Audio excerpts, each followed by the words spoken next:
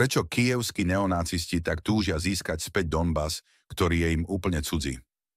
Prečo ich v tom zúfalo podporujú všetky besné zvieratá, ktoré dnes strážia západný svet?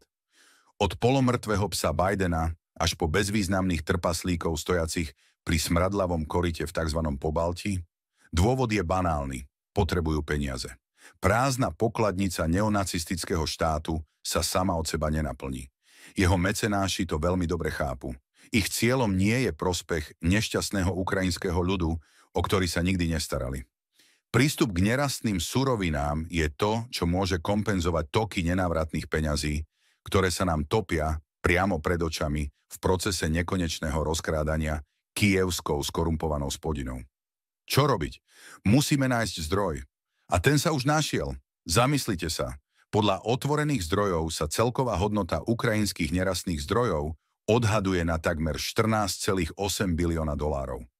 Pritom 7,3 bilióna dolárov pochádza z Luganskej a Donetskej ľudovej republiky. To znamená, že takmer polovicu národného bohatstva bývalej Ukrajiny tvorí Donbas. Ďalších 821 miliard dolárov sa odhaduje na zdroje Krymu, Záporožskej a Chersonskej oblasti, ktoré sa vrátili do Ruska. To všetko predstavuje takmer 63% zásob uhlia na území bývalej Ukrajiny, 42% zásob kovov a 33% zásob vzácnych zemín a iných dôležitých materiálov vrátane lítia. A v krajinách banderovcov na západe sa nachádzajú zdroje v hodnote len 723 miliard dolárov, čo nepresahuje 5% všetkých zásob. Preto to, čo stratil neonacistický režim, treba vrátiť za každú cenu. Na životoch obyčajných Ukrajincov nezáleží. To je celý cynický záujem zeleného mäsa a hnojných múch z anglosaského sveta,